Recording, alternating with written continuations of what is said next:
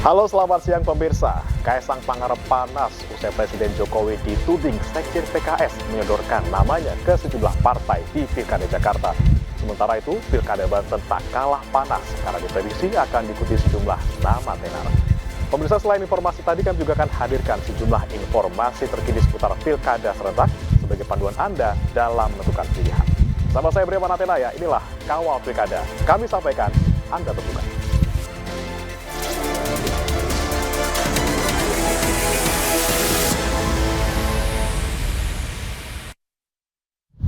Pemirsa, Sekjen PKS Abu Bakar Al-Habsyi menyebut Presiden Jokowi telah menyodorkan nama Kaisang Pangarep ke sejumlah partai untuk mengamankan kursi di Pilkada Jakarta.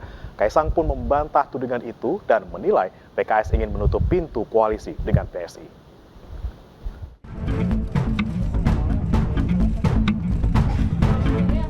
Presiden Joko Widodo disebut telah menyodorkan nama putra bungsunya Kaisang Pangarep untuk mengamankan kursi di Pilkada Jakarta. Hal itu disampaikan oleh Sekjen PKS Abu Bakar Al-Habsyi. Tidak hanya satu partai, Abu Bakar bahkan menyebut Jokowi menyodorkan nama Kaisang ke sejumlah partai politik. Abu pun tidak membantah dan tidak membenarkan partainya juga ditawarkan. Abu juga menilai Jokowi sudah biasa cawe-cawe, mulai dari Pilpres hingga nanti di Pilkada Jakarta. Kaisang Pangarep yang juga merupakan Ketua Umum PSI pun menanggapi tudingan tersebut. Kaisang membantah Jokowi menawarkan namanya ke sejumlah partai. Kaisang juga menuding Abu Bakar melakukan kebohongan publik. Kaisang mengatakan kewenangan untuk mengusung calon ada pada Ketua Umum partai. Ia bahkan menilai pernyataan Sekjen PKS tersebut seakan ingin menutup pintu koalisi antara PKS dan PSI. Tidak hanya PSI, PKB juga menilai PKS akan menutup pintu koalisi dengan partai lain di Pilkada Jakarta. PKS mengusung dua nama sekaligus, yaitu Anies Baswedan dan Wakil Ketua Majelis Syuro PKS Sohibul Iman untuk maju sepaket dalam Pilkada Jakarta. Sementara DPW PKB Jakarta baru mengusung Anies Baswedan dan belum menyodorkan nama bakal calon wakil gubernur. Meski PKS memiliki kursi terbanyak di DPR di Jakarta, yaitu 18 kursi, PKS tetap tidak bisa mengusung calon sendiri. Partai politik harus memiliki paling sedikit 22 kursi di DPR di Jakarta, sehingga mau tak mau harus berkoalisi. Tim Liputan iNews melaporkan.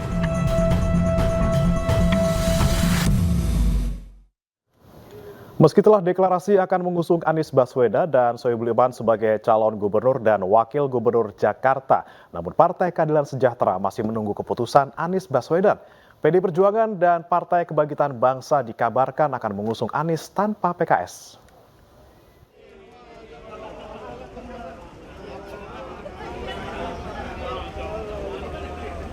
PKS optimis Anies Baswedan akan tetap setia dalam Pilkada Jakarta 2024. Pernyataan ini disampaikan oleh Presiden Partai PKS Ahmad Saiku. PKS juga menepis adanya isu akan bergabung dengan koalisi Indonesia Maju bila Anies tidak memilih Ahmad Saiku dalam Pilkada mendatang. Di sisi lain, PKB dan PDIP diprediksi akan mengusung Anies dengan calon mereka sendiri tanpa menggandeng PKS. Kini PKS menanti keputusan Anies Baswedan akan siapa yang mendampingi nanti. Selain Anies Baswedan, belum ada nama lain yang telah dipastikan akan berkompetisi dalam Pilkada Jakarta mendatang. Ya, semua kita serahkan ke Pak Anies. Tentu mudah-mudahan sih Pak Anies juga sangat paham dengan PKS, menghargai PKS, dan insya Allah akan kita husnuzon Pak Anies akan tetap bersama. Pemirsa, Koalisi Indonesia Maju disebut telah membahas skenario Ridwan Kamil maju di Pilkada Jakarta. Namun justru Partai Golkar yang merupakan tempat RK bernaung belum menentukan sikap apakah RK maju di Jakarta atau di Jawa Barat.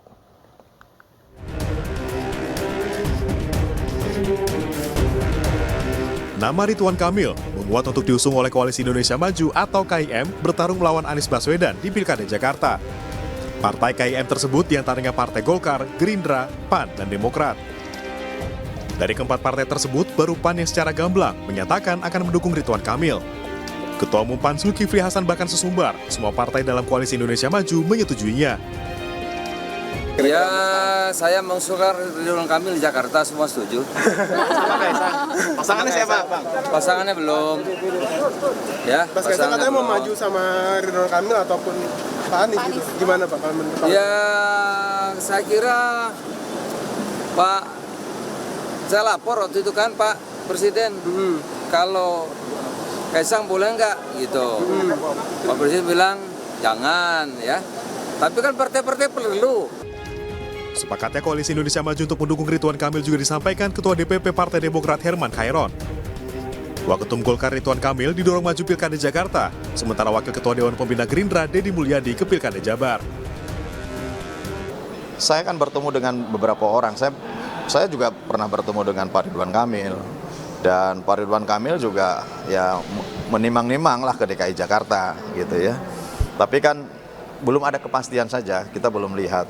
Saya juga barusan ketemu dengan Pak Deddy Mulyadi. Ini mau kemana nih? Pak Deddy mau mana? Jawa Barat. Pak Ridwan Kamil mau kemana? Kayaknya ke Jakarta. Masih pembicaraan lah ya. Dan menurut saya ini anggap sebuah dinamika saja. Nanti pada akhirnya tentu partai-partai akan memutuskan berkoalisi dan memutuskan siapa yang itu nanti akan ditetapkan menjadi calon gubernur dan wakil gubernur DKJ, Daerah Khusus Jakarta. Di sisi lain, Partai Gerindra belum memastikan akan mendukung Ridwan Kamil. Sekjen Partai Gerindra Ahmad Muzani mengatakan Gerindra belum mengeluarkan surat rekomendasi di Pilgub Jakarta. Nama Ridwan Kamil masih dibicarakan. Sampai sekarang belum dikeluarkan rekomendasi untuk DKI. Bang, apakah betul kalau misalnya Gerindra dan Golkar udah Saya sepakat? belum teken rekomendasi untuk DKI. Bang Muzani, apakah betul? Saya belum teken untuk DKI, untuk siapapun. Apalagi? Bang Muzani, apakah betul Gerindra dan Golkar sudah sepakat bahwa RK akan maju di Pilgub Jabar bukan di Pilgub Jakarta? Sedang dibicarakan. Harapannya orang yang berpotensi bisa memimpin Jakarta. Lebih baik Bang lagi. Muzani, Partai Golkar pun belum menentukan sikap terkait nasib kadernya. Golkar sebelumnya telah memberikan 2 surat penugasan kepada RK. Satu untuk Pilkada Jakarta dan satu lagi untuk Pilkada Jabar. Ya kalau ditanya saat ini bukan sikap Golkar ya, surat tugas dari Partai Golkar kepada Pak RK itu adalah untuk 2 kan, Pilkada Jawa Barat dan untuk DKI. Nah hasilnya yang mana nanti akan diputuskan setelah survei yang kedua yang sekarang sedang dijalankan, insya Allah kelar awal bulan ini, awal bulan depan, lalu paling telat akhir Juli sudah diumumkan pencalonannya seperti apa. Sejauh ini, baru Ridwan Kamil yang disebut mampu bersaing dengan Anies Baswedan di Pilkada Jakarta. Namun di sisi lain, RK dinilai memiliki peluang lebih besar untuk menang di Jawa Barat. Tim Liputan iNews melaporkan.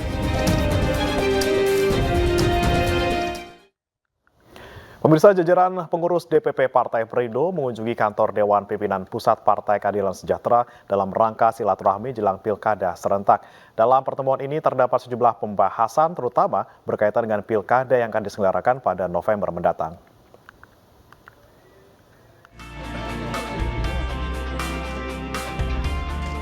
Ketua Harian Nasional DPP Partai Perindo Angela Tanusudibyo disambut hangat oleh Presiden PKS Ahmad Syaihu saat berkunjung ke kantor DPP Partai Keadilan Sejahtera di Jakarta Selatan. Dalam kunjungannya kali ini, politisi kedua partai membahas kerjasama untuk membangun Indonesia hingga mengenai pemilihan kepala daerah 2024. Partai Perindo dan PKS memiliki banyak kesamaan dalam pilkada kali ini, terutama di daerah Papua Pegunungan dan Papua Selatan. Terjadi perbincangan hangat di antara PKS dan Perindo, khususnya menyangkut masalah-masalah yang akan menjadi perhatian kita ya setelah Pilpres ini. Tentu perhatian kita adalah di pemilu kada di seluruh Indonesia. Alhamdulillah ternyata ada titik-titik kesamaan. Partai Perindo adalah partai, singkatannya adalah Persatuan Indonesia, jadi ini menjadi penting bagi kami untuk membuka komunikasi dengan semua. Dan tadi disampaikan oleh Presiden PKS bahwa ternyata sudah banyak sekali kesamaan-kesamaan. Partai Perindo akan terus berkomunikasi dengan berbagai partai lainnya dalam momen jelang Pilkada serentak tahun 2024. Dari Jakarta, Giselia Nurrahma, Andri Setiawan, iNews melaporkan. Pemirsa, didominasi nama-nama tenar, Pilkada Banten diprediksi akan panas. Informasi akan hadir usai jeda berikut.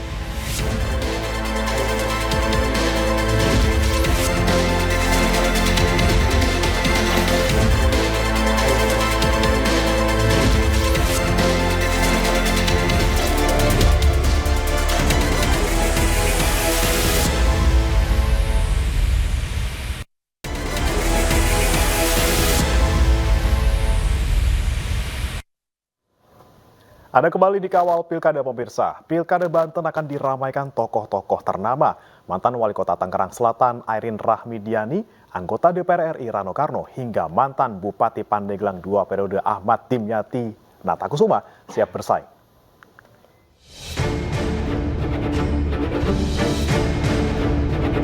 Tidak hanya Jakarta, pilkada di Provinsi Banten juga diprediksi akan panas. Sejumlah nama besar siap bersaing untuk memperebutkan kursi Banten 1. Salah satunya adalah Wali Kota Tangerang Selatan 2011-2021, Airin Rahmidiani. Airin ditugaskan partainya Golkar untuk maju di Pilkada Banten. Selain Golkar, Airin juga mendapat dukungan dari Partai Amanat Nasional. PDIP juga disebut akan mendukung orang nomor 1 di Tangerang Selatan 2 periode itu. Ya, kita kan Bu Airin.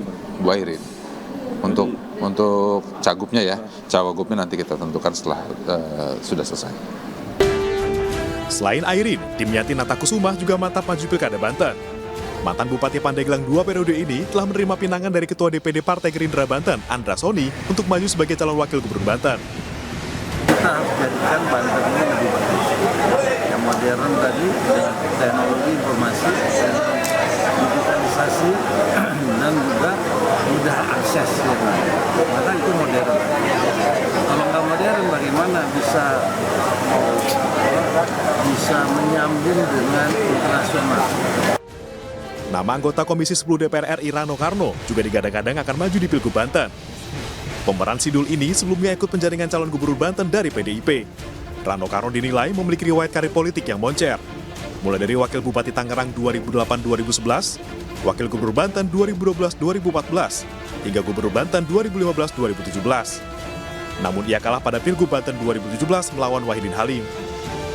Tim Liputan iNews melaporkan. Pemirsa, Pilkada Banten didominasi oleh nama-nama lama dan juga populer.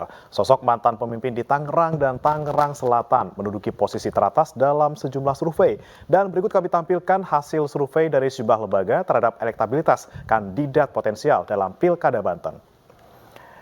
Yang pertama pemirsa, ini research ataupun survei dari Pandawa Research pada 27 Mei 2024 sampai dengan Juni 2024. Yang pertama, ini masih diduduki oleh Airin Rahmidiani yang merupakan Wali Kota Tangerang Selatan 2 periode mendapatkan 41,9%. Kemudian yang kedua ada pemeran Sidul Rano Karno di angka 19,6%. Dan Rano Karno ini juga merupakan sosok yang cukup populer juga terkenal di Tangerang karena pernah menjadi Bupati Tangerang, kemudian Wakil Gubernur Banten, hingga pernah juga menjadi Gubernur Banten di tahun 2015 hingga 2017. Nah yang selanjutnya pemirsa, di posisi ketiga ada Wahidin Halim dengan 10,4% yang merupakan Gubernur Banten di tahun 2017 sampai dengan 2022. Yang berikutnya pemirsa, ini adalah survei yang dilakukan oleh Kata Data Insight Center di tanggal 3 Mei sampai dengan 9 Mei 2024. Ini berdasarkan survei online persepsi publik. Nama Airin lagi-lagi ada yang di paling atas pemirsa dengan angka 32,8%, diikuti oleh Rano Karno dengan 23,2%. Ada Wahidin Halim di 12,1%, dan kemudian ada muncul nama Arief Erwismansyah yang ini merupakan 10 tahun sebagai mantan Wali Kota Tangerang dan juga 5 tahun sebagai Wakil Wali Kota Tangerang dengan angka 10,6%. Kemudian pemirsa, di posisi di bawahnya ini ada nama lain yang juga cukup populer di Banten, yaitu ada Iti Oktavia Jayabaya yang merupakan mantan Bupati Lebak dengan angka 4,0%. Kemudian ada nama Gembong R. Sumedi yang merupakan Ketua DPW PKS Banten mendapatkan 2,7%. Dan terakhir ada Ratu Ageng Rekawati yang merupakan pegiat budaya di angka 2,5%. Kita beralih ke riset ataupun survei dari lembaga lain pemirsa, dari Archie Research and Strategy ini di Maret 2024 dengan metode sampling. Yang pertama, lagi-lagi ada Airin Rahmidiani dengan 22,%. Posisi kedua, lagi-lagi Rano Karno dengan 14,81%. Ini angkanya cukup berbeda jauh pemirsa, dari 22 ke 14. Kemudian nama Iti Oktavia kalau di riset yang kali ini menduduki posisi ketiga dengan 13,58%. Kemudian lagi ada nama Arief Erwismansyah yang muncul di sini dengan 11,11%. Kemudian yang selanjutnya pemirsa, ada nama lagi yang tadi ya sudah muncul di riset lain, kali ini muncul lagi, yaitu ada Ratu Ageng Rekawati yang mendapatkan 9,88%, kemudian nama Wahidin Halim, ini justru di sini agak turun pemirsa, yaitu 8,64%, dan baru kemudian diikuti dengan Gembong R. Sumedi di angka 7,41%. Pemirsa, kita ke informasi berikutnya. Ratusan perempuan di Nusa Tenggara Barat mendeklarasikan dukungannya terhadap pasangan bakal calon gubernur dan juga wakil calon gubernur NTB Rohmi Ririn. Perempuan yang tergabung dalam 1000 perempuan Sri Kandi Rohmi Firin ini menyatakan siap berjuang bersama memenangkan pasangan Rohmi Firin menjadi gubernur NTB.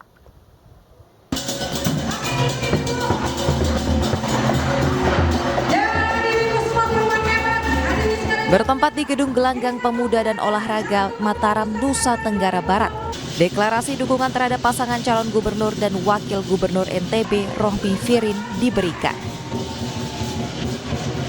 Ratusan perempuan yang tergabung dalam 1000 perempuan Sri Kandi Rohmi Firin mendeklarasikan dukungan mereka dengan lantang. Acara juga dimeriahkan dengan berbagai pertunjukan kesenian.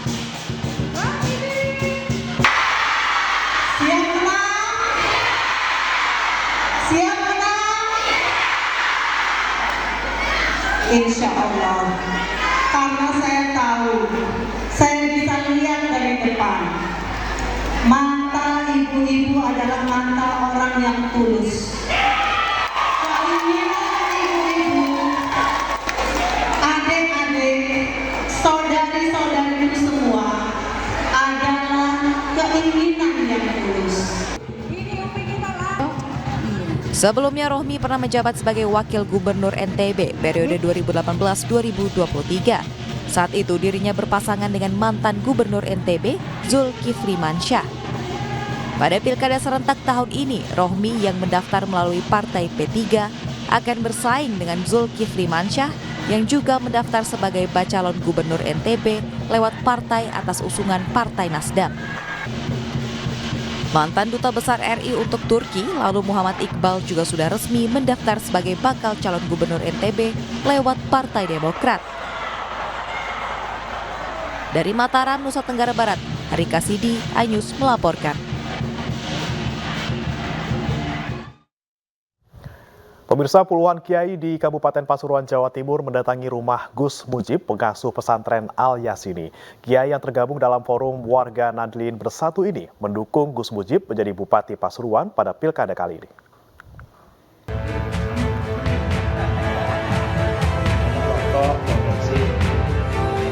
Puluhan kiai melakukan silaturahmi dan doa bersama ke rumah kediaman Kiai Haji Mujib Imron atau Gus Mujib, pengasuh pesantren Al-Yasini di Desa Areng-Areng, Kecamatan Wonorejo, Kabupaten Pasuruan, Jawa Timur.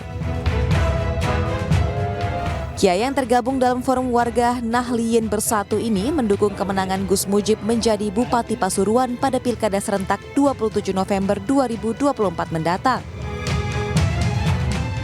Salah satu pertimbangannya adalah karena Gus Mujib pernah menjadi wakil bupati sehingga dinilai mampu memimpin Kabupaten Pasuruan. Barisan di depan sampai 4 baris, di situ juga 4 baris, itu kan tokoh-tokoh semua. Jadi dengan komunitas warga Nahdlin Bersatu memenangkan saya, insya Allah saya optimis akan dalam waktu dekat saya akan mendapat rekom dari partai-partai yang lain. Gus Mujib berencana untuk maju menjadi calon Bupati Pasuruan dan diusung oleh Partai PKB. Sementara itu, perebutan rekomendasi PKB untuk bakal calon Bupati Pasuruan akan semakin terbuka. Saat ini sudah ada beberapa nama yang mendaftar posisi bakal calon bupati. Di antaranya Ketua DPRD Kabupaten Pasuruan Sudiono Fauzan, juga mantan Kajari Kabupaten Pasuruan Ramdhanu Dwiantoro. Dari Pasuruan, Jawa Timur, Jaka Samudra, iNews melaporkan. Dua kandidat bakal calon Bupati Semarang, yakni petahana Ngesti Nugraha dengan Wakil Ketua DPRD Semarang Nurul Huda, menyatakan siap bertarung dalam Pilkada serentak 2024. Keduanya pun aktif bersafari politik ke sejumlah partai guna mendapatkan dukungan.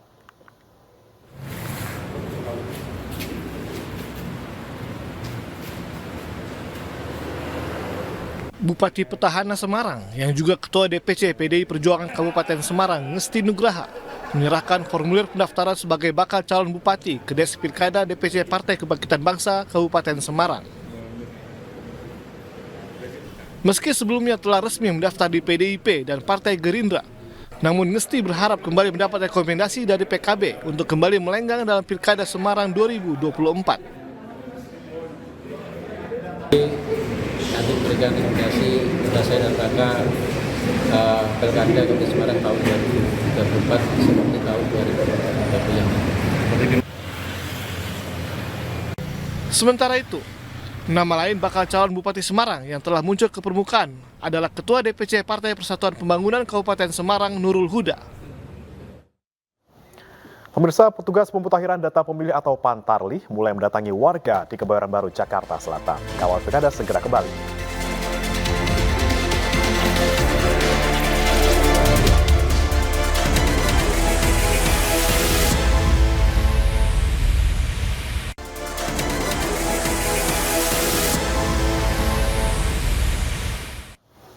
Pemirsa, petugas pemutakhiran data pemilih atau Pantarlih mulai mendatangi warga di Kebayoran Baru, Jakarta Selatan. Satu persatu petugas mendata ulang kesesuaian daftar pemilih dengan dokumen kependudukan.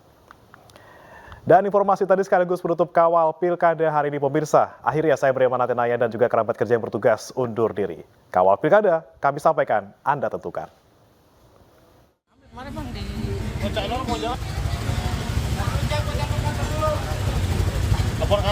Petugas pemutakhiran data terpilih atau Pantarlih KPU Kota Jakarta Selatan mulai melakukan pendataan kepada warga. Satu persatu rumah warga di RT 1 RW 1 Kelurahan Pulo Kebayoran Baru didatangi petugas guna pendataan ulang, mencocokkan dan meneliti kesesuaian daftar pemilih dengan dokumen kependudukan. Mulai dari aktivitas warga yang keluar atau masuk domisili dan warga yang telah meninggal dunia demi memenuhi hak konstitusional warga negara untuk menggunakan hak pilihnya. Pendataan warga yang sesuai dengan data-data domisili di sini. Untuk saat ini ada berapa banyak warga yang sudah terdata?